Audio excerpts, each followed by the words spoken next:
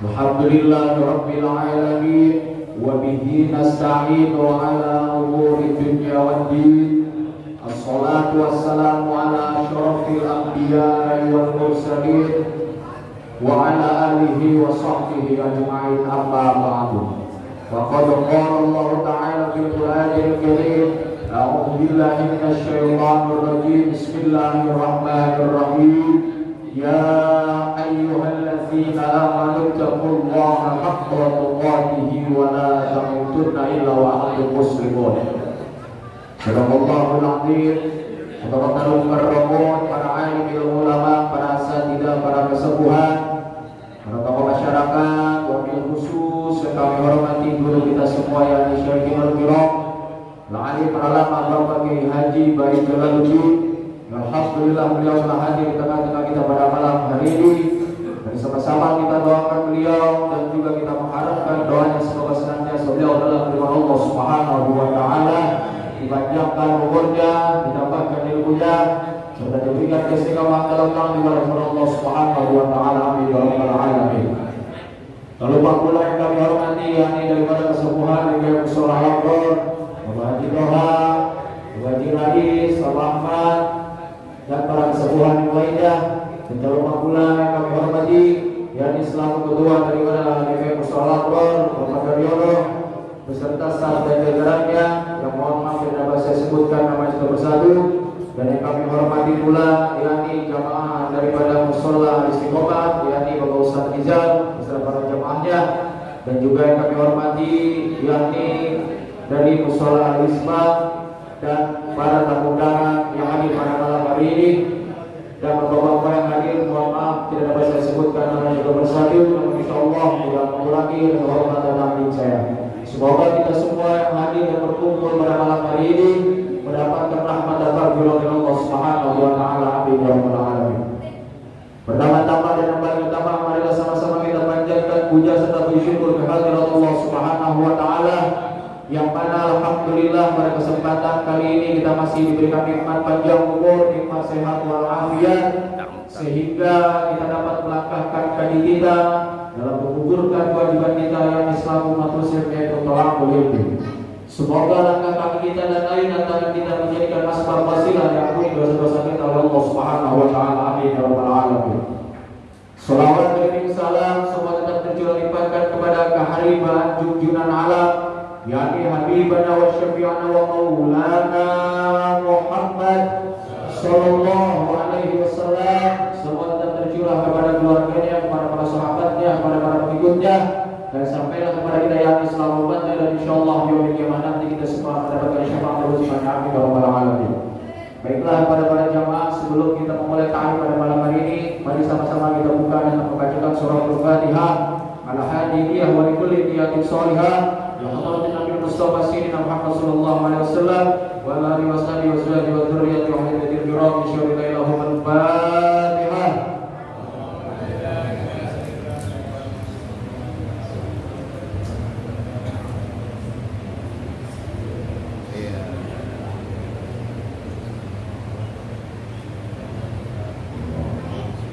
Baiklah, untuk acara selanjutnya yaitu ta'lim yang insyaallah akan disampaikan langsung oleh guru kita.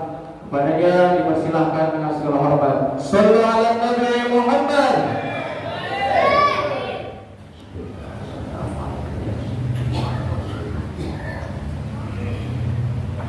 Assalamualaikum warahmatullahi wabarakatuh.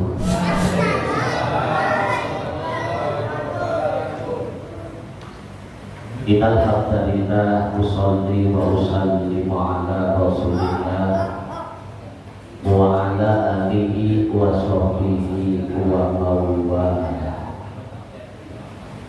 Asyhadu an la ilaha illallah wahdahu la syarika lah wa asyhadu anna Muhammadan abduhu wa rasuluhu la nabiyya ba'da.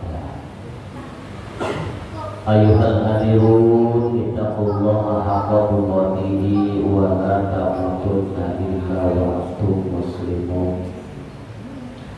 A'udzu billahi minasy syaithanir rajim. Radhiyallahu anhum wa radu anhu dzalika liman khashiya rabbah.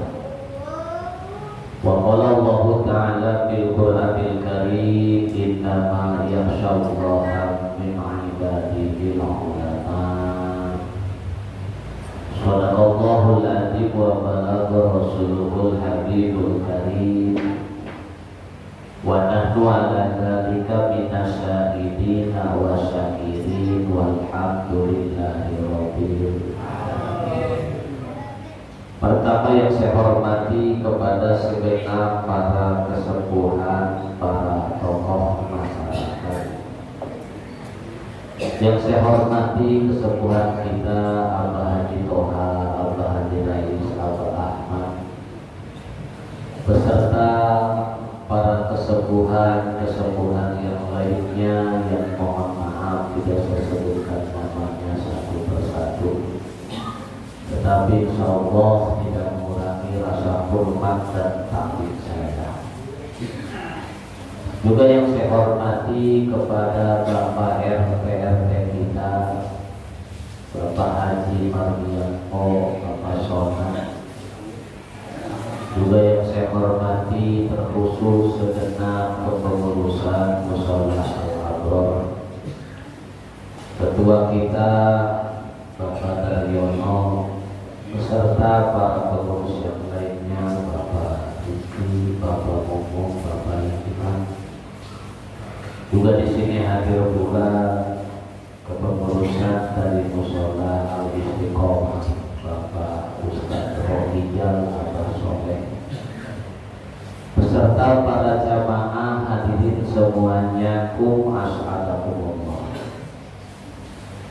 Langsung saja sebelum kita membahas tentang targhibu bis sholati wa tarhibu an-tarbihat,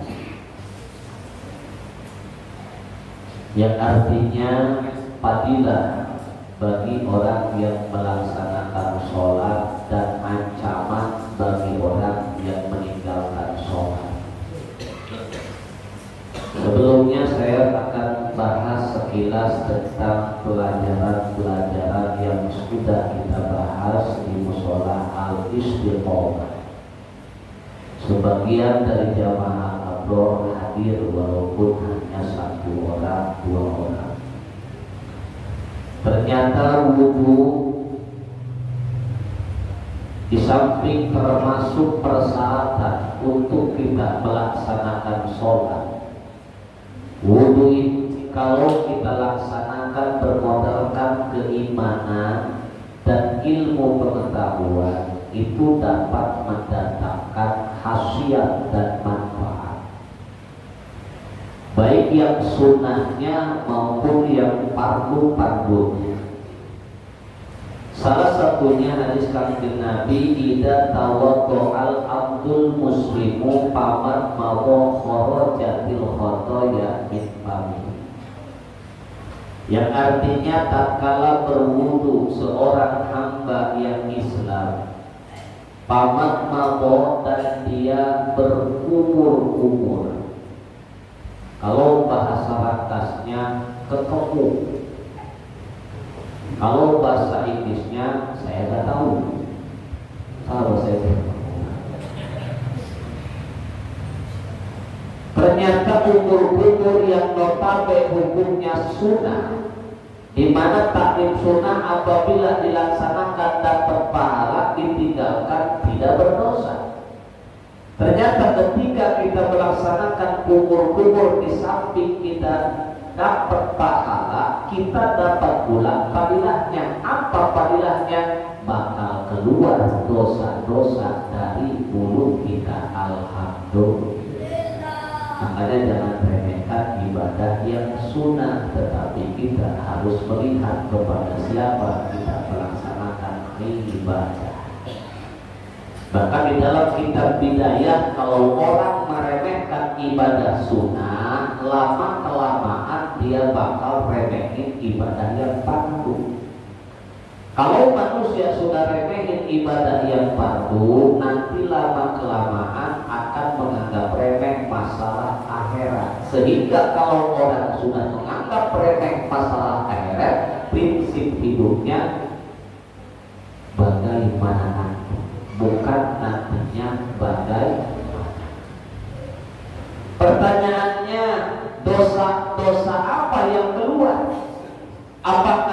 dosa kecil, apakah dosa besar? Jawabannya dosa-dosa kecil.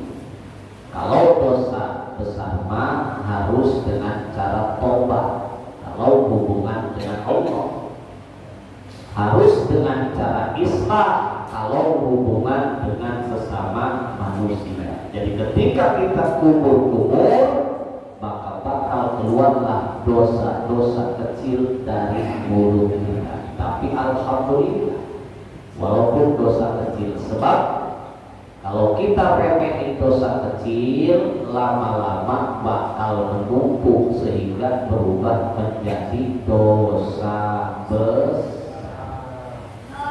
Ada pepatah mengatakan setitik-setitik lama-lama menjadi bukit. Dari dosa kecil, Pak. Bahkan kita jangan hanya lihat dosa kecilnya, tetapi kita harus melihat dan mengingat kepada siapa kita melaksanakan dosa, yaitu kepada Allah Subhanahu wa ta'ala. Fa'idat tanzaru kharajatil khotoya min anfihi, maka tatkala seorang hamba menghirup air lewat hidungnya, yang notabene menghirup air lewat hidung sunnah atau fardu? Sunnah itu dilaksanakan dapat pahala, ditinggalkan tidak berdosa. Maka tatkala kita menghirup air lewat hidung kita saat berwudu, bukan hanya mendapatkan pahala, bahkan dapat fadilahnya. Apa fadilahnya? Bakal keluar dosa-dosa lewat hidung kita. Wa idza qasala wajhahu kharajatil khotoya min wajhihi hatta tahruja min tahti asfari ainaihi. Maka tatkala seorang hamba membasuh mukanya, bakal keluar dosa-dosa dari mukanya, bahkan keluar dosa-dosa dari kedua matanya. Kita bisa membedakan mana wajah penuh dengan dosa dan mana wajah tanpa dosa. Kita lihatlah anak kecil tuh bebas dari dosa, sebantel-bantelnya anak kecil. Kalau memang dia belum punya dosa, lihat wajahnya imut-imut. Model kita, amin-amin. Kita bisa membedakan mana wajah yang sering terkena air wudhu dan mana wajah yang jarang terkena air wudhu. Bisa bedain nggak? Bisa bedain nggak? Bisa nggak? Putihnya kalau terkena air wudhu bakal putih bercahaya. Termasuk hitamnya kalau terkena air wudhu, hitamnya hitam manis, kopi hitam manis. Cuma jangan salah tuh, kok habis manisnya tinggal hitam. Bedalah ya wajah-wajah yang sering terkena air wudhu dengan wajah yang jarang tersiram air wudhu. Keluar dosa. Fa'idha qasala yadaihi kharajatil khotoya min yadaihi hatta tahruja min tahti al-fari. Tatkala seorang hamba ketika berwudu dia membasuh kedua tangannya, maka bakal keluarlah dosa-dosa dari kedua tangannya sampai ngocor dari kuku-kukunya. Makanya kita harus hati-hati ketika berwudu. Apalagi di dalam tangan kita, di tangan kita ini ada kuku. Kuku ini kalau mau panjang sekali. Kuku kalau mau panjang sekali. Sebab kalau kuku panjang dapat menampung air sehingga air masuk pada lipatan. Kalau mau pendek sekali, karena kuku pendek tidak akan menghalangi lipatan. Beda dengan kuku tangguh, ujung kuku dengan ujung jari itu bakal menutup lipatan ujung tangan kita. Makanya ketika kita berwudu, pas kita membasuh tangan, kalau kita punya kuku tangguh dari situ gitu. Nah dari sini baru ke siku, ilal mahau. Mencuci tangan itu sampai ke siku. Nah itu fadilahnya bakal mengeluarkan dosa-dosa. Bahkan faedah masaha bi ra'sihi kharajatil khotoya min ra'sihi hatta tahruja min udunaihi. Tatkala seorang hamba mengusap kepalanya, Pak, kita harus bisa membedakan mana membasuh, mana mengusap. Kalau yang namanya membasuh di tangan kita, ini pun di dalam kitab Fathul Mu'in, Pak, harus kita punya niat tangan kita sebagai sisiu atau kayu. Biniat teologi harus kita niati sebagai kayu. Yang namanya membasuh harus ada genangan air. Ada genangan air. Makanya sebenarnya kita kalau wudhu satu aqua ini bisa, Pak. Bisa. Yang penting ada genangan air dengan cara kita memperjalankan air ke anggota wudhu kita. Contoh kalau umpamanya kita mencuci muka, walaupun air sedikitnya, Pak, tunggal kita ratain. Dengan catatan ketika kita ngeratain jangan sampai ngangkat, nempel aja. Ini namanya memperjalankan air. Kalau kita punya jenggotnya jenggot seperti jenggot saya, termasuk jenggot cara gini-gini. Tuh, gimana kalau kumisnya itu sama? Beda dengan kumis dan jenggot tebal, cukup dohirnya aja, kayak orang Arab, dohirnya aja. Ini namanya membasuh.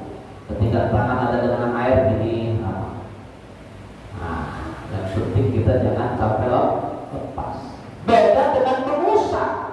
Kalau mengusap mah cukup kita basahin telapak tangan kita tanpa ada genangan air.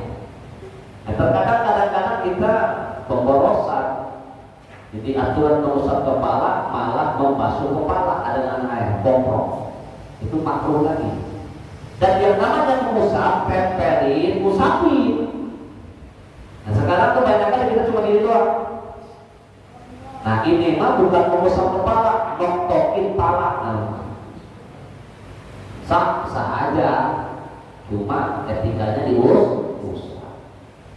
Nah ketika kita mengusap kepala kita, itu bakal keluar dosa-dosa dari kepala kita. Pertanyaannya, emang kepala punya dosa? Di dalam kepala terdapat otak. Otak itu fungsinya untuk berpikir. Terkadang pikiran kita negatif, pikiran kita kotor, disebut pintar. Tapi insya Allah dengan barokah wudhu nanti kedepannya selalu positif tinggi. Tahu positif tinggi? Hanya ketemu dia. Bahkan bukan hanya dari kepala dosa-dosa kita keluar, dari kedua telinga kita. Hatta tahruja min udunaihi. Makanya madhab Syafi'i sunnahnya membasuh kepala itu, sunnahnya mengusap kepala itu seluruhnya. Sunnah. Kalau patutnya sebagian. Kalau sunnahnya Pak seluruhnya seperti belakang. Tarik lagi ke depan, langsung ke kuping. Tarik lagi ke belakang, tarik lagi ke depan, langsung ke kuping. Itu sunnahnya. Sekalipun keringnya doangan tetap sah. Cuma kita tidak dapat ke sunnah.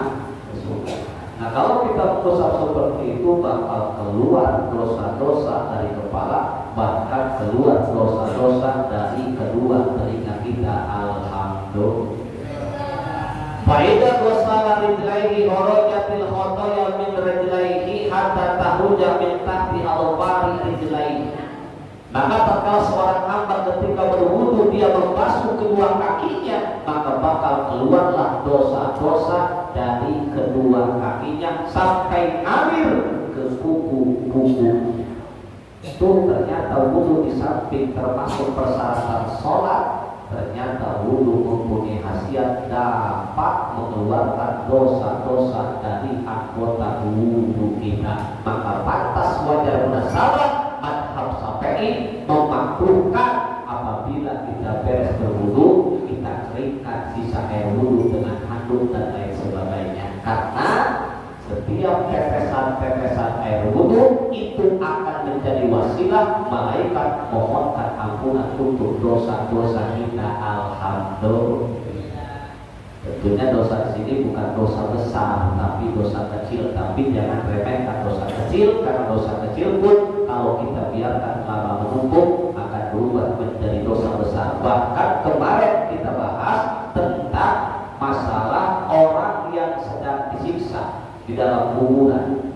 Saat Kanjeng Nabi berjalan melewati dua kuburan, Kanjeng Nabi berhenti. Otomatis para sahabat pun berhenti. Para sahabat memperhatikan wajah Kanjeng Nabi berubah, bahkan tangannya bergetar. Ternyata Kanjeng Nabi mendengar di dalam kuburan, di alam kuburnya ada dua orang yang sedang disiksa akibat meremehkan dosa kecil. Salah satu di antara dua yang sedang disiksa, di antaranya orang yang semasa hidup di alam dunia ketika dia kecil tapi tidak mau membersihkan sisa air kecilnya, baik gak cebok maupun tidak membersihkan sisa-sisa kecilnya.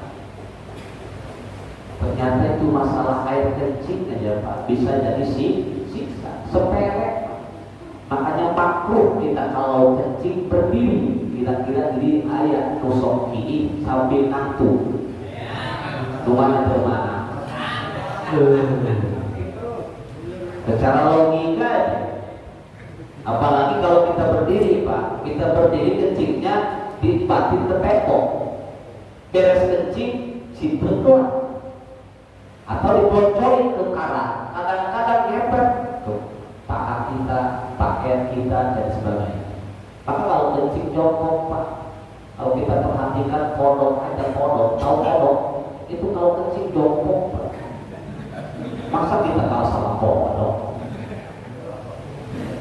Iya, kodok aja kalau kencing jongkok, ya kita kencing berdiri. Udah gitu cebok, habis cebok kita nggak siram sisa-sisa kencingnya, apalagi kalau air kencing nempel di keramik. Makanya kalau kurang rajin, kadang-kadang keramik tempat kencing ada mulai menguning, ya itu sisa-sisa air kencing. Ternyata kita menyepelekan masalah air kencing aja itu mendapatkan sisa yang sangat luar biasa. Makanya jangan sepelekan dosa kecil. Karena ternyata maaf kata orang tua zaman dulu, kabur dan maklek kutulang kebo tapi kutulang dosa besar kadang-kadang kita Pak selalu ingat dosa besar, tapi dosa kecil kadang-kadang kita gak ingat. Seperti hanya kita punya hutang 10 juta apa sampai dia pasti ingat, tapi hutang 500.000 kadang-kadang kagak ingat. Nah ini yang kita berjalan kaki. Hutang 10 juta selalu ingat kita, walaupun kita belum bisa bayar, betul atau tidak? Tapi ini hutang nih yang 1.000, 2.000 itu kadang-kadang yang gaib, itu kadang-kadang yang menyebabkan kita mendapatkan sisa. Maka jangan remehkan dosa ke. Bahkan katakan Nabi ittaqul malaikata, takutlah kalian kepada tempat-tempat yang akan membuat kalian terlaknat. Kila mal malaikatu ya Rasulullah. Rasulullah ditanya, apa 3 tempat yang akan membuat kita terlaknat ya Rasulullah? Qala ayyaquta ahadukum bil dirin yaqadilu bi aw bi tariqin aw bi naqimatin. Apabila di antara kalian ketika kencing, namun kencingnya di tempat-tempat yang biasa digunakan untuk berteduh, seperti kencing di pas roda, itu menyebabkan kita mendapatkan laknat. Akhirnya orang yang kota begitu dulu mencium bau besi. Di mana ada bau besi berarti ada air kencing. Di mana ada air kencing otomatis ada yang kencingnya. Pertanyaannya kira-kira saha mugi air. Aku baik mau dipakai dia, aku baik. Atau kencing-kencing di pohon-pohon yang sering digunakan untuk berteduh, kencing di halte busway dan lain sebagainya. Itu bisa membuat kita telah auditoikin atau kencing di jalan.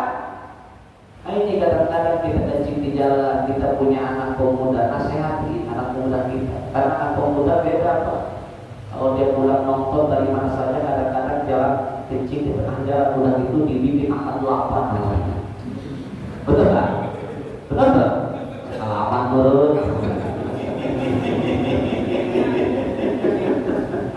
Itu membuat kita terlaknat. Awan binamimain atau kencing di dalam air yang bermanfaat seperti kencing di dalam kolam renang. Ya. Kadang-kadang udah begitu keasikan pernah Pak di Bromo sana, di Bromo. Padahal di sana disediain toilet gunanya untuk kan berhubung kita malas mancat, tahu mancat, malas naik, akhirnya kencing di dalam kolam. Walaupun orang nggak tahu tapi Allah maha, walaupun orang nggak melihat tapi Allah maha melihat. Hati-hati tidak mendapatkan sesuatu pada tempatnya, dolim hukumnya. Setiap dolim siksa bagiannya. Na'udzubillah ini. Makanya kita jangan remehkan dosa kecil, tetapi kita harus melihat dan mengingat kepada siapa kita melaksanakan dosa, yaitu kepada Allah Subhanahu. Nah, malam ini kita akan membahas tentang targhib bis sholat, fadilah-fadilah yang akan kita dapatkan jikalau kita mau melaksanakan sholat. Bismillahirrahmanirrahim. Hafizu 'alas shalawati was salatil wusta wa qumu lillahi qanitin.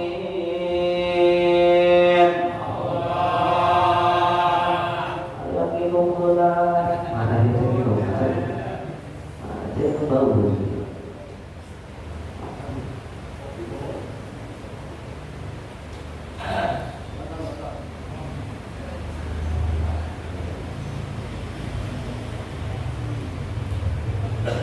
Nah, ini ayat agar kita menjaga sholat.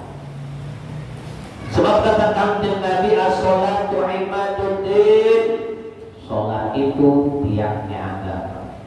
Wa man aqamaha faqad aqamaddin, barang siapa mendirikan sholat berarti dia mendirikan agama. Wa man tarakaha faqad hadamaddin, dan barang siapa meninggalkan sholat sama saja dia merubuhkan agamanya. Barang siapa yang mendirikan sholat, pertanyaan, apakah kita sudah termasuk orang yang mendirikan sholat? Sementara mendirikan dengan melaksanakan sholat itu beda. Melaksanakan dengan mendirikan beda. Setiap mendirikan sudah barang tentu melaksanakan, tapi melaksanakan belum tentu mendirikan. Kalau hanya melaksanakan sholat, kita laksanain sholat, tapi terkadang kita tidak disuruh dengan sifat ridho, sehingga kita tidak ridho melihat anak kita kalau kagak sholat. Bahkan bukan hanya anak, tidak ridho apabila ada teman tetangga kita tidak melaksanakan sholat. Padahal kata Allah, inna sholata tanha 'anil fahsya'i wal munkar. Sesungguhnya sholat dapat mencegah perbuatan keji dan munkar. Artinya kalau Indonesia ini sudah mampu menerapkan sanksi orang meninggalkan sholat, berarti sudah aqimus sholat. Nah, sekarang ini di kita itu belum ditegakkan sanksi bagi orang yang meninggalkan sholat. Kalau di Mekah, Pak, kalau waktu sholat itu pedagang-pedagang tutup, transaksi jual beli berhenti, semuanya sholat, sehingga Mekah subur makmur, Mekah aman. Makanya padilah kita naik haji itu lias hadu mana bi'alahu, kita bakal menyaksikan beberapa manfaat di Mekah. Di antaranya wa maddaqalahu kana amida, Mekah negara yang aman. Kenapa? Karena Mekah sudah syariat Islam, termasuk sanksi bagi orang yang meninggalkan sholat. Dalam Fathul Mu'in aja, Pak, Imam Syafi'i, ada orang gak sholat satu waktu disuruh tobat, gak mau, pancung sakit pentingnya sholat dalam kehidupan. Karena kalau masyarakat Indonesia ini semuanya sholat, ini akan menjadikan wasilah Indonesia bakal subur, makmur, aman, sentosa. Nah sekarang sanksi sholat belum ditegakkan. Jangan harap Indonesia walaupun kaya tapi rakyatnya miskin. Indonesia banyak ulama, banyak polisi, tapi banyak kejahatan. Realitasnya kita mah separuh sholat, separuh kagak sholat, bahkan banyak yang kagak sholat. Buktinya motor sholat di paling kudu sholat. Benar? Padahal kata Allah, "Falyaqudu rabb hadzal bait alladzi an'amahu bihi wa amanahu min khawf." Kalau rakyat Indonesia khususnya umat Islam taat beribadah kepada Allah, an'amahu bihi, bakal subur, makmur, wa amanahu min khawf, dan bakal aman. Jadi kita baru melaksanakan sholat. Terus gimana solusinya? Qu anfusakum wa ahlikum nar. Jaga dari kita, minimal keluarga kita. Kalau kita menjaga diri kita, menjaga sholat kita, anak dan istri kita menjaga dirinya dan menjaga sholatnya. Kalau setiap rumah tangga sudah menjaga seperti itu, maka akan terbentuk cikal bakal kampung yang beriman. Karena setiap keluarga menjaga keluarganya masih terutama dalam masalah sholat. Itu bakal melahirkan kampung yang beriman. Kalau setiap kampung sudah demikian, ini cikal bakal lahirnya baldatun thayyibatun wa rabbun. Jadi dalam Islam tidak ada nafsi-nafsi, Pak. Tidak ada nafsi-nafsi. Kalau kita beres sholat, lihat tetangga kita tak sholat, Masroh al-Mengkaron Paliyuhoi Dirbian. Kita harus berubah dengan kekuasaan kita. Lapor ke RT harus, lu gak sholat ya, lu gak bakal kasih sembako. Gitu. Sanksi itu nama. Mau biar itu sembako dia sholat. Kenapa? Karena mengapa? Dulu ada riwayat kampung Gemak Ripahloh Cinawi. Kenapa? Penduduknya iman dan takwa kepada Allah. Suatu hari kedatangan orang yang ketika orang tersebut di kampung itu dia enggan melaksanakan sholat. Dia minum, dia makan, dia cuci muka, tapi dia tidak sholat. Begitu hari berlalu, kampung itu berubah menjadi hancur, porak-porandan. Akibat apa? Akibat satu orang tamu tidak melaksanakan sholat. Apalagi yang gak sholatnya ada di rumah kita, Pak. Karena satu rumah, satu kampung ibarat satu perahu.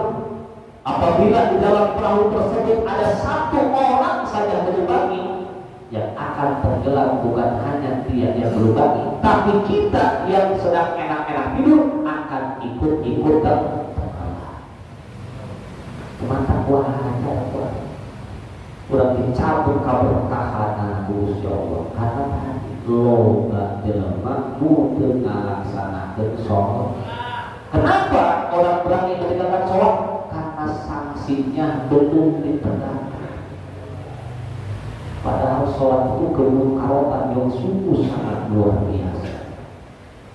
Jadi beres mahal, jangan nyalahin presiden, jangan nyalahin gubernur, tapi salahkan diri kita sendiri, rakyatnya yang tidak beriman dan bertakwa kepada Allah Subhanahu. Urusan pimpinan mah gampang, kok Allah bisa diberi hidayah taufik, dibalikin hatena yang tadinya doni menjadi baik kalau rakyatnya iman dan takwa kepada Allah Subhanahu wa ta'ala. Jadi kalau kita ingin termasuk orang yang mendirikan sholat, jangan hanya melaksanakan sholat, tapi ajaklah keluarga kita, saudara kita, tetangga kita, teman kita yang belum mau laksanakan sholat. sholat supaya mau melaksanakan sholat. Insya Allah termasuk aqimus sholat. Terkadang kita punya anak pemuda aja gak berani bangunin dia untuk sholat subuh. Betul? Bangunin Pak.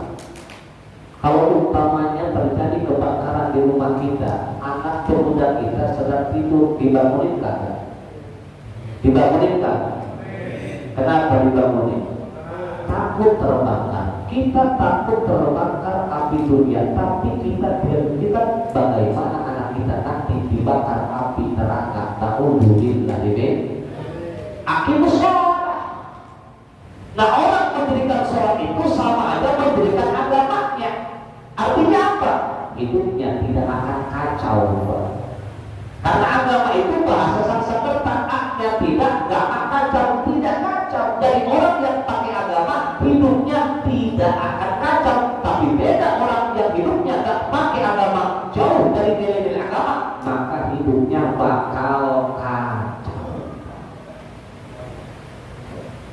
Nah ini, jadi supaya kita jangan hanya melaksanakan sholat, tapi kita harus mendirikan sholat. Orang yang mendirikan sholat sama saja dengan mendirikan agamanya. Tapi sebaliknya, wa man tarakaha faqad hadamatin, orang yang meninggalkan sholat sama saja merubuhkan agamanya. Jadi untuk memperbaiki kehidupan kita, maka perbaikilah lewat sholat kita, insya. Bahkan katakan Nabi, mintahul jannah as-sholat, kunci surga adalah sholat. Kalau kita pengen masuk surga, sementara surga mempunyai pintu-pintu, tidak akan terbuka itu pintu kalau tidak punya kuncinya. Apa kuncinya? Sholat. Bahkan katakan Nabi, pertama amal yang akan dihisab kelak di yaumil kiamat adalah sholat. Apabila diterima sholatnya, pula amal-amal yang lainnya. Tapi kalau ditolak sholatnya, ditolak pula seluruh amal-amal soleh yang lainnya. Na'udzubillah min. Wa qala Nabi Muhammad sallallahu alaihi wasallam, man hafadha 'ala sholati aqamahullah bi khamsi khisalin. Yang artinya barang siapa yang menjaga sholatnya, aqamahullah, maka Allah bakal muliakan itu orang bi khamsi khisalin dengan 5 perkara. Satu di antara 5 bagi orang yang menjaga sholatnya, yarfa'u anhu dhiqal 'aishi, Allah bakal hilangkan kesulitan dalam kehidupannya. Alhamdulillah. Jadi sholat ini wasilah kita menjaga ketenangan, wasilah kita mendapatkan ketenangan. Kalau kita cermati lafaz adzan, adzan itu panggilan Allah melalui muadzin. Allahu Akbar, artinya Allah Maha Besar. Lain dari Allah kecil, jabatan kecil, harta kecil, tapi Allah Maha Besar. Artinya apa? Harta tidak membuat kita bahagia, karena harta bukan sumber kebahagiaan. Harta hanyalah alat untuk meraih kebahagiaan yang ada dalam ridha Allah Subhanahu. Tidak sedikit orang yang banyak hartanya, banyak penyakitnya, bahkan banyak masalahnya. Betul atau tidak? Tidak sedikit orang yang tinggi jabatannya, besar penyakitnya, besar pula masalahnya. Berarti jabatan pun bukan sumber kebahagiaan. Bahkan lapar ada kalau kita cermati, hayya 'alal sholat, marilah kita sholat. Artinya marilah kita nyambung ke Allah, marilah kita menghadap Allah. Hayya 'alal falah, marilah kita menuju kemenangan, marilah kita menuju kebahagiaan. Jadi kalau kita ingin bahagia, maka hidup kita harus sholat nyambung kepada Allah Subhanahu. Apa yang akan kita dapatkan dari Allah? At-tahiyatul mubarakatus sholawatu thayyibatu lillah. Apa yang akan kita dapatkan? Assalamualaikum, keselamatan, wa rahmatullah, rahmat, wa barakatuh, dan keberkahan, keselamatan, rahmat, dan berkah akan kita dapatkan jikalau kita mau memenuhi undangan Allah Subhanahu. Jadi kalau dokter jam 12, setengah 12 sudah siap-siap menjemput keselamatan rahmat dan berkah. Bentar lagi undangan datang dari Allah Subhanahu wa Ta'ala. Sholat yang luar biasa. Jadi orang yang menjaga sholatnya, Allah hilangkan kesulitan dalam kehidupannya. Ingat, maksud menghilangkan kesulitan di sini bukan berarti kita bebas dari masalah, bukan bebas dari kesulitan. Artinya orang yang senantiasa menjaga sholatnya, Allah bakal berikan solusi dari setiap masalah. Allah bakal berikan jalan keluar dari setiap kesulitan. Kata tadi, dan namanya manusia hidup normal. Hidup normal tidak akan terlepas dari yang namanya masalah. Karena memang hidup ini ujian, kadang di atas, kadang di bawah, kadang usaha ramai, kadang usaha sepi, kadang kita tertawa, kadang kita menangis. Itu ujian. Tapi bagi orang yang senantiasa menjaga sholatnya ketika diuji dengan kebaikan, dia mampu bersyukur. Bahkan ketika dia diuji dengan keburukan, dia mampu bersabar.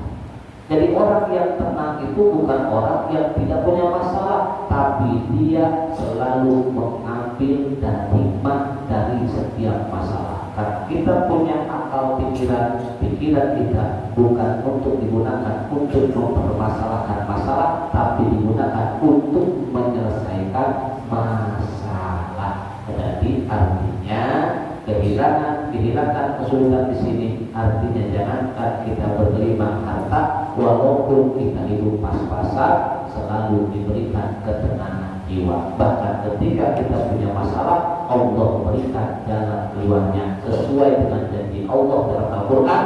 Wa may yattaqillaha yaj'al lahu makhraja wa yarzuqhu min haitsu la yahtasib. Yang artinya barang siapa yang bertakwa kepada Allah, Allah bakal berikan jalan keluar dari setiap kesulitan. Bahkan bukan hanya itu, wa yarzuqhu min haitsu la yahtasib, dan Allah bakal berikan rezeki dari arah yang tidak disangka-sangka. Alhamdulillah. Maka jangan sampai kita ninggalin sholat insan. Masyaallah muslimin wal jumlatul mukminin rahimahullah. Yang kedua, kemuliaan yang akan didapatkan bagi orang yang menjaga sholatnya, wa adabal qabri, Allah hilangkan siksa kuburnya. Siksa kubur termasuk perkara yang digoibkan oleh Allah. Kita belum pernah melihat, kita belum pernah mendengar, bahkan kita belum pernah merasakan. Betul atau tidak? Betul atau tidak? Termasuk perkara yang digoibkan, kita wajib percaya. Dulu Pak, Imam Abu Hanifah, bukan imam ini, Imam Abu Hanifah ditanya oleh orang hadis. Orang hadis itu ngakunya tidak percaya Tuhan, padahal setiap manusia itu bertuhan. Walaupun orang hadis tidak mengkutus dia punya Tuhan, padahal secara tauhid hadis pun punya Tuhan. Siapa Tuhannya orang hadis? Hawa nafsunya sendiri adalah Tuhan. Karena hawa nafsu ini bisa jadi Tuhan dalam kehidupan sehari. Dulu Imam Abu Hanifah ditanya oleh orang hadis perihal perkara yang digoibkan oleh Allah. Ya Imam Abu Hanifah, apakah kau percaya, meyakini, mengimani adanya siksa kubur? Ya, saya percaya, saya meyakini, saya mengimani. Nikmat kubur? Ya, saya percaya, meyakini, bermengimani. Surga dan neraka? Ya, saya percaya adanya surga dan neraka, meyakini dan mengimani. Kata orang hadis, gimana kalau seandainya perkara yang kau cintai sekarang, ternyata ketika kamu mati, yang namanya nikmat kubur, siksa kubur, surga dan neraka tidak ada. Apakah kau termasuk orang yang merugi? Kata Imam Abu Hanifah, tidak ada ruginya kita mempercayai, mengimani adanya siksa kubur, nikmat kubur, surga dan neraka. Walaupun ketika mati, yang namanya nikmat kubur, siksa kubur tidak ada ruginya, tapi akan lebih rugi lagi jikalau kita semasa hidup tidak mempercayai adanya nikmat kubur, siksa kubur, surga neraka. Akan tetapi ketika kita meninggal dunia, mati, ternyata yang namanya siksa kubur, nikmat kubur ada, kira-kira rugi apa kagak?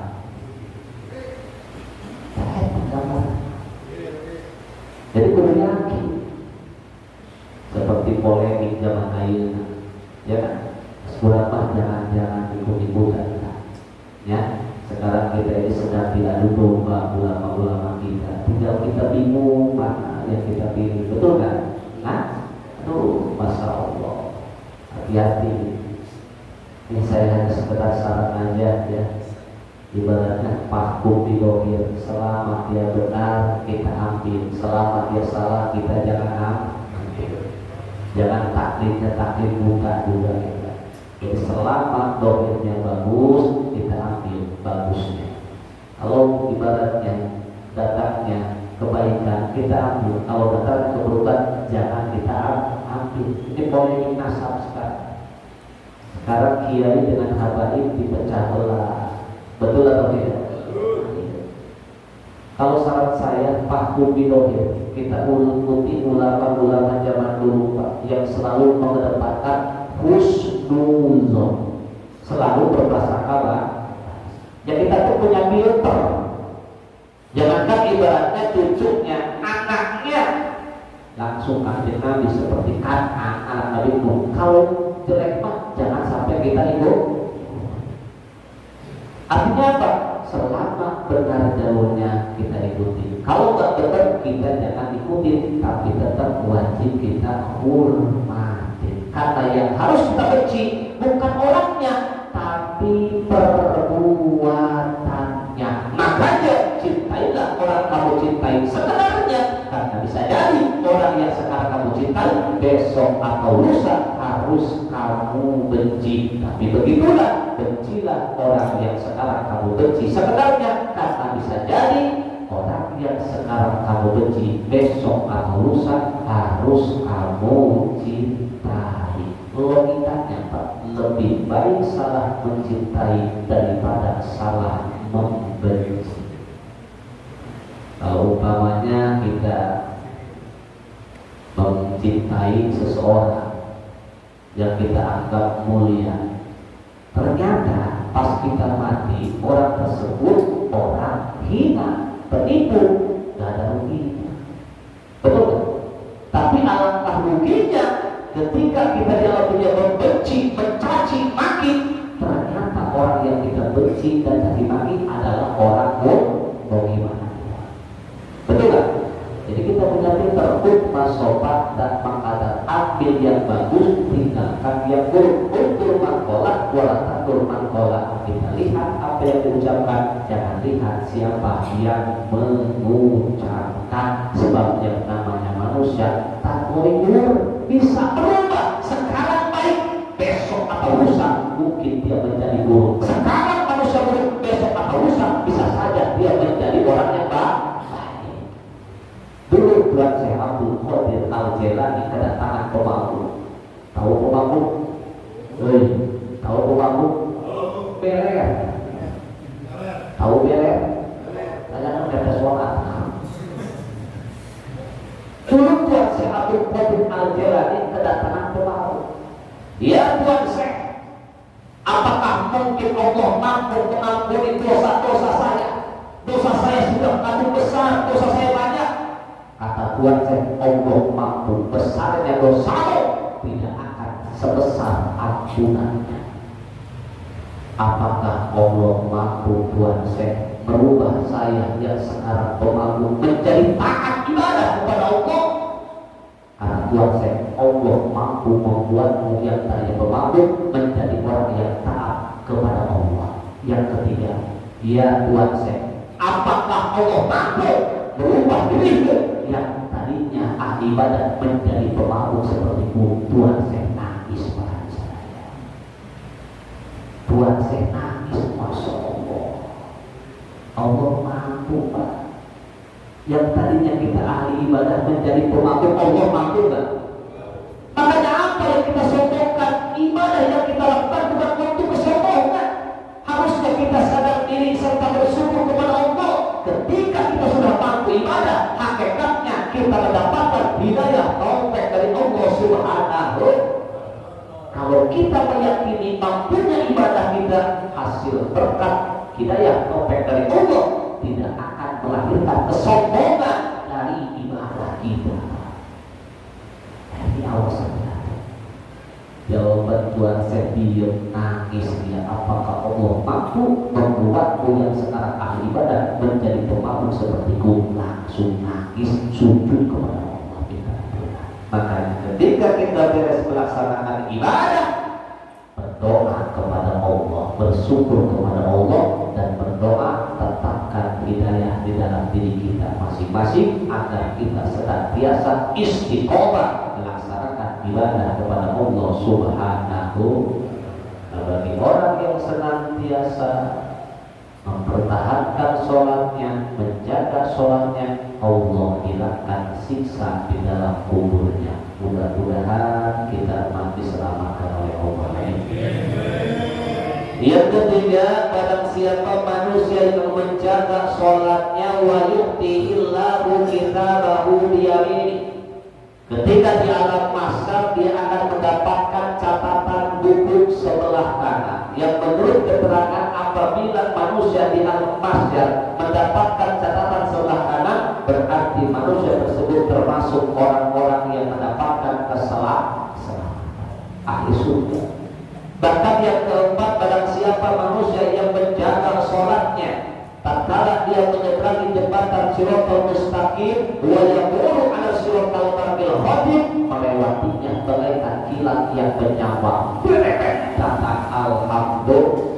Padahal menurut riwayat perjalanan jembatan Shiratal Mustaqim itu 3000 tahun, di mana nanjaknya 1000 tahun, datarnya 1000 tahun, turunnya 1000 tahun. Tapi bagi orang yang menjaga sholatnya, istiqomah dalam melaksanakan sholatnya, menyeberangi jembatan Shiratal Mustaqim itu bagaikan kilat yang menyambar. Alhamdulillah. Secara logika, masa sih perjalanan 3000 tahun bisa dengan ketipan mata nyampe? Mungkin saja. Apa sih yang tidak mungkin bagi Allah? Betul kan? Allah Maha Kuasa.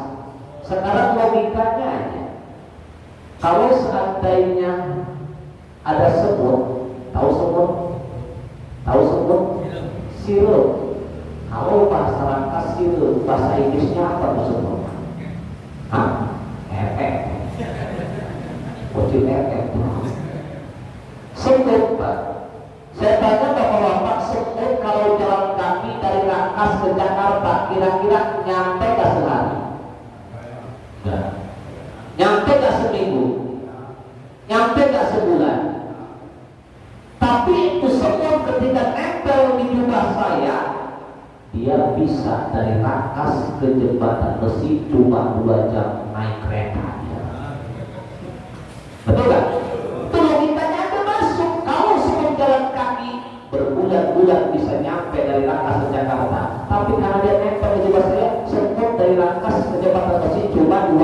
Apalagi bagi Allah, tidak ada yang tidak mungkin bagi Allah. Itu sudah dijanjikan Nabi, orang yang senantiasa menjaga sholatnya, istiqomah dalam sholatnya, ketika menyeberang jembatan Shiratal Mustaqim bagaikan kilat yang menyambar. Yang kelima, barang siapa yang istiqomah menjaga sholatnya, wa yadkhulul jannata bighairi hisabin, telah Allah bakal masukkan ke dalam surga tanpa melalui proses perhisaban.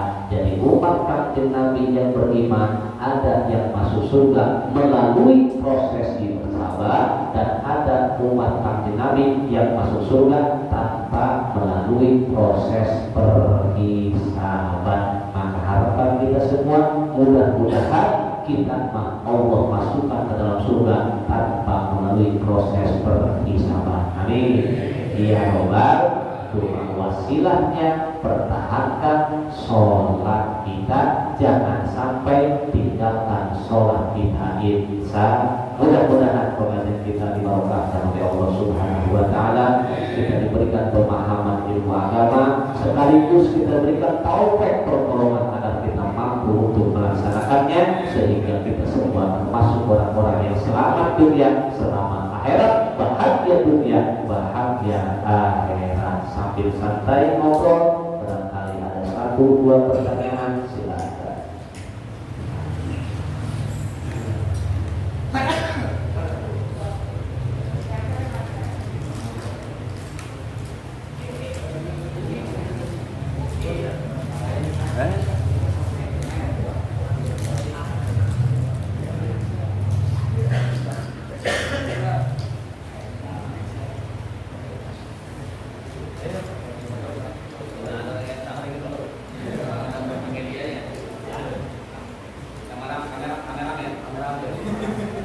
Ustaz, Assalamualaikum warahmatullahi wabarakatuh.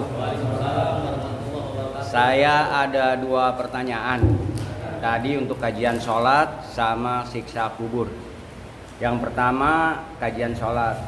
Andaikan saya anggap sholat sunnah, ada orang lain menepuk pundak untuk menjadi makmum untuk sholat fardu, apa saya harus merubah ke sholat fardu atau ke sunnahnya aja? Nah, misalkan saya rubah ke fardu, boleh apa enggak? Itu yang pertama. Yang kedua, untuk siksa kubur. Di Indonesia ini ada yang namanya suku pedalaman yang belum terjamah sama suara azan, apalagi dengan ajaran-ajaran agama Islam. Nah, anggap tanpa ajaran agama manapun, andaikan si orang pedalamannya itu meninggal, apa dia termasuk kafir atau gimana, Ustadz? Itu aja. Assalamualaikum warahmatullahi wabarakatuh. Assalamualaikum warahmatullahi wabarakatuh. Pertanyaannya mengenai sholat berjamaah. Kalau seandainya kita lagi sholat sunnah, terus ada orang yang mengikuti walaupun dia menepuk, dan memang tidak ada persyaratan ketika kita mau berjamaah harus menepuk dulu, tidak ada. Kalau ikutin aja. Terkait antara sholatnya, baik sholat sunnah maupun sholat fardu, selama runtuyannya itu sama, maka tetap sah aja berjamaah. Jadi ketika kita sholat sunnah, namun ada orang yang menempuh, kita mau ikut berjamaah, nggak perlu kita ubah, apalagi nggak perlu kita halang-halangin. Terkadang kan ada pakai logika, beres ketika sholat sunnah ada yang menempuh, dia gini, artinya apa? Artinya kayak sholat fardu ya. Gak ada larangan seperti itu. Terusin aja sholat kita, sholat sunnah. Kenapa? Selama runtuyannya sama, itu tetap sah berjamaah dan gak perlu dirubah yang dari sunnah menjadi fardu, gak usah. Tetap aja kita sholat sunnah selesai. Adapun dia yang mau itu selama runtuyannya sholatnya sama, tetap biasa berjamaah seperti itu. Jadi selama runtuyan sholat itu sama, mau sholat sunnah, mau sholat fardu, kita sah aja ikut makmum, ikut berjamaah. Dan perlu kita buka dari sholat sunnah ke sholat fardu, tetap sholat sunnah itu. Dan perlu kita halang-halangin untuk dia tidak ikutin kita, tidak perlu. Selama runtuyan sholat itu sama. Yang kedua, masalah orang pedalaman yang tidak terjamah oleh syiar Islam. Ini kalau seandainya ya, tapi kalau zaman sekarang kayaknya udah nggak ada ya. Kira-kira bodoh mandu itu udah nggak ada, jarang sekarang. Karena sekarang di mana-mana banyak, gitu kan, para dai, gitu kan, para kiai, para ustadz, bahkan jamaah huruj. Tahu jamaah huruj? Nah itu selalu keluar dia dakwah, terutama ke pelosok ke Baduy aja yang pedalaman dia masuk. Ini bakal seandainya ada seorang manusia hidup di pedalaman seperti yang di berita-berita itu, suku apa namanya, Pantai. Kalau umpamanya dia tidak terjamah dengan agama, sama sekali tidak terjamah dengan dakwah, itu termasuk min ahlil fatrah. Artinya dia tidak tercapai, termasuk bodohnya bodoh makmur. Dulu seperti halnya orang tua Rasul. Orang tua Rasul itu tetap min ahli jannah, ahli surga. Karena ketika Rasul dilahirkan, ayahnya sudah meninggal dunia. Bahkan ketika Rasul belum jadi nabi pun, ibunya sudah meninggal dunia. Dan ketika itu keadaan masih kosong dalam agama. Rasul belum mendapatkan risalah. Orang tua Rasul ini termasuk min ahlil fatrah. Maka meninggal dunia, kita sebagai akidah Ahlussunnah wal Jamaah meyakini orang tua Nabi, ibu bapaknya termasuk ahli surga. Karena ibu bapaknya termasuk min ahlil fatrah.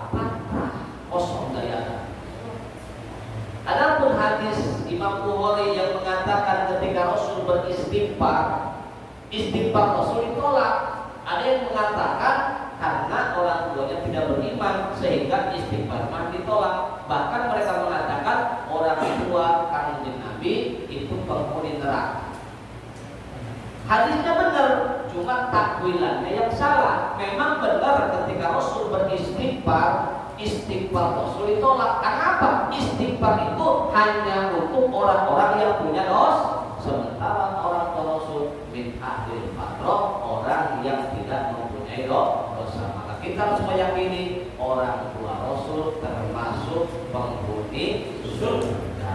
Begitupun kalau umpamanya ada satu wilayah yang benar-benar tidak sampai dakwah Islam, tidak sampai syiar Islam, insya Allah itu pun termasuk min ahlil fatrah. Tapi zaman sekarang mah gak ada yang dinamakan bodoh makmur, semuanya sudah terjamah. Apalagi sekarang sudah masuk teknologi dan lain sebagainya. Seperti itu. Silakan, ada lagi pertanyaan? Assalamualaikum warahmatullahi wabarakatuh. Waalaikumsalam warahmatullahi wabarakatuh. Ustaz, saya mau tanya sama ada pertanyaan juga ya. Ya.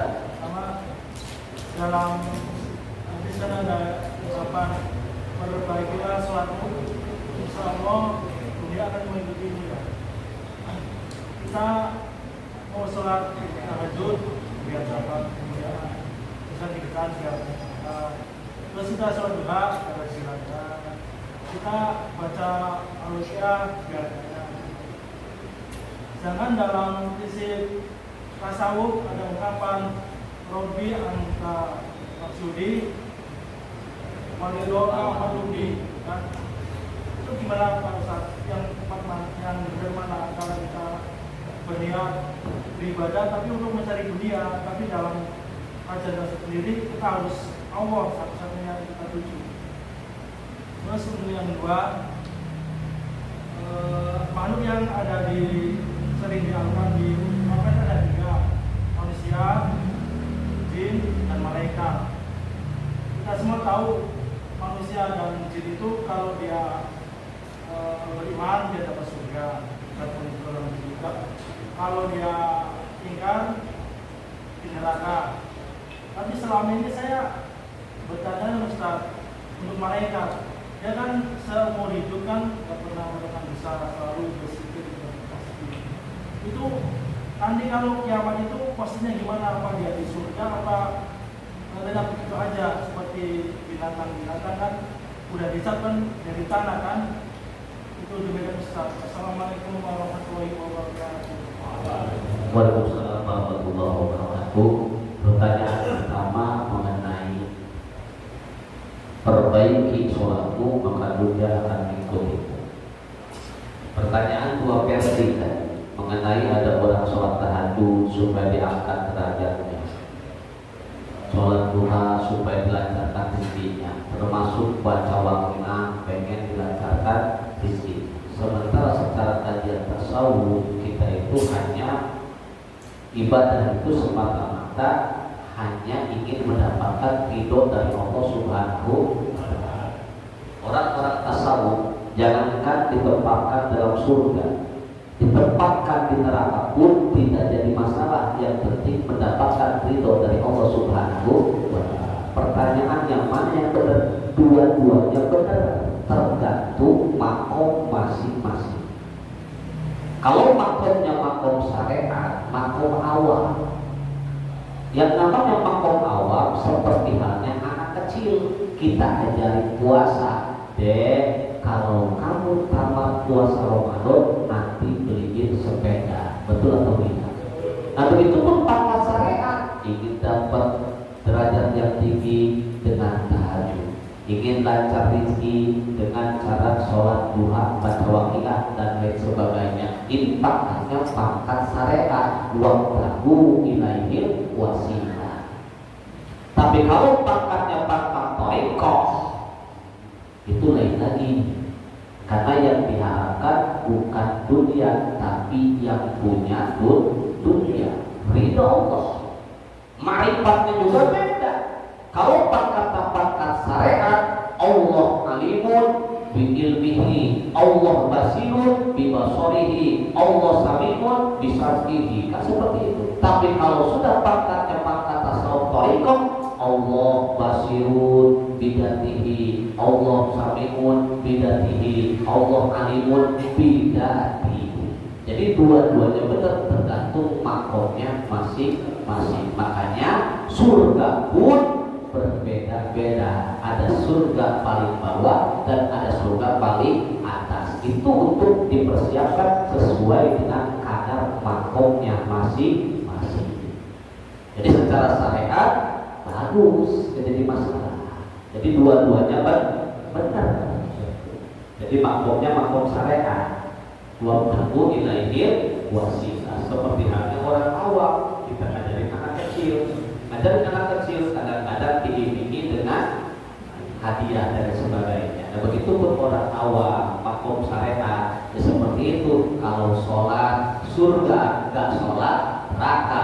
Beda dengan makom tasawuf thariqah, itu mah yang hanya dicari ridho Allah. Makanya orang-orang tasawuf jangankan ditempatkan di dalam surga, ditempatkan neraka pun dia yang penting mendapatkan ridho Allah. Neraka pun gak bakalan panas kalau kita mendapatkan ridho Allah. Buktinya malaikat penjaga neraka siapa? Malaikat paling gak panas karena dia mendapatkan ridho dari Allah Subhanahu wa Ta'ala. Jadi dua-duanya benar, kembali kepada individu masing-masing. Makom manusia, derajat manusia hanya Allah yang tahu. Makanya kita harus istiqomah dalam beribadah. Insya Allah dengan istiqomah itulah bakal timbul kemuliaan, bakal diangkat derajatnya di sisi Allah Subhanahu wa Ta'ala. Awalnya memang kita sholat pengen ke surga, takut neraka. Kalau kita istiqomah di dalam sholatnya, nanti perasaan itu gak ada. Yang kita cari hanyalah ridho Allah Subhanahu wa Ta'ala. Pas sadar kita sudah ditinggikan derajatnya oleh Allah Subhanahu wa Ta'ala. Pertanyaan kedua mengenai jin, manusia, malaikat.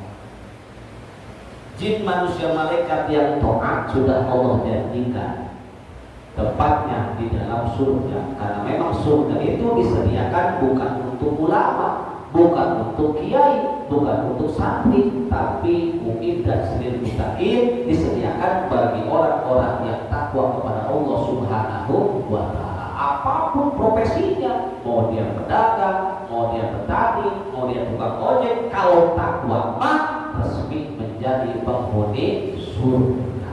Adapun malaikat, itu malaikat nanti seperti malaikat Ridwan, itu penjaga pintu surga.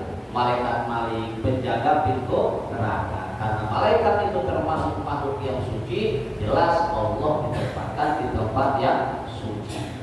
Otomatis di dalam surga Allah Subhanahu wa Ta'ala. Cuma memang itu hak prerogatif Allah.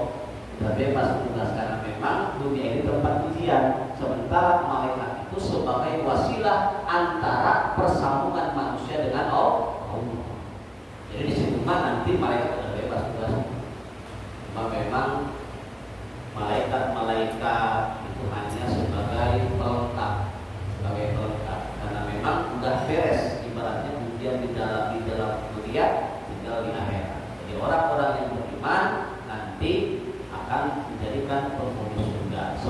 antara orang-orang yang durhaka kepada Allah akan menjadi penghuni neraka. Kalau malaikat mah memang tidak diuji, yang diuji itu jin dan manusia, karena mereka itu hanya sebagai wasilah penyambung makhluknya dengan Allah. Yang diuji itu antara jin dan manusia. Wa ma khalaqtul jinna wal insa illa liya'budun. Otomatis kalau lulus ujian surga bagiannya, tidak lulus ujian neraka bagian. Maka harapan kita semua mudah-mudahan di alam dunia ini termasuk kita orang-orang yang lulus dari ujian Allah Subhanahu wa ta'ala. Mudah-mudahan pengajian kita diberkahkan oleh Allah Subhanahu wa ta'ala.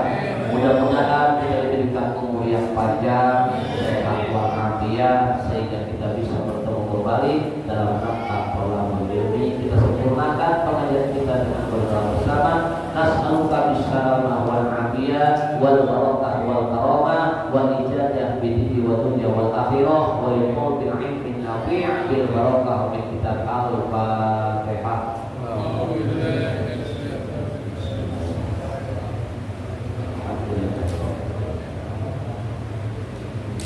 Iya dan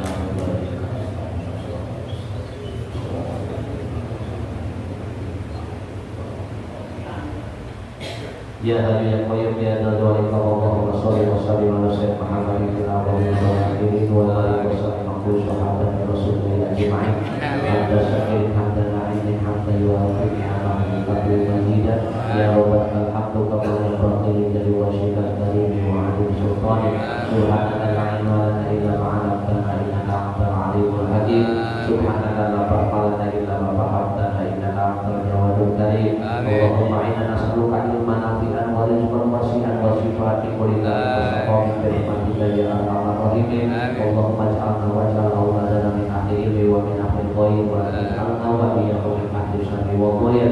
Rabbana taqabbal minna innaka antas samiul alim wa tub 'alaina innaka antat tawwabur rahim. Rabbana ya Allah atina fid dunya hasanah wa fil akhirati hasanah wa qina adzabannar.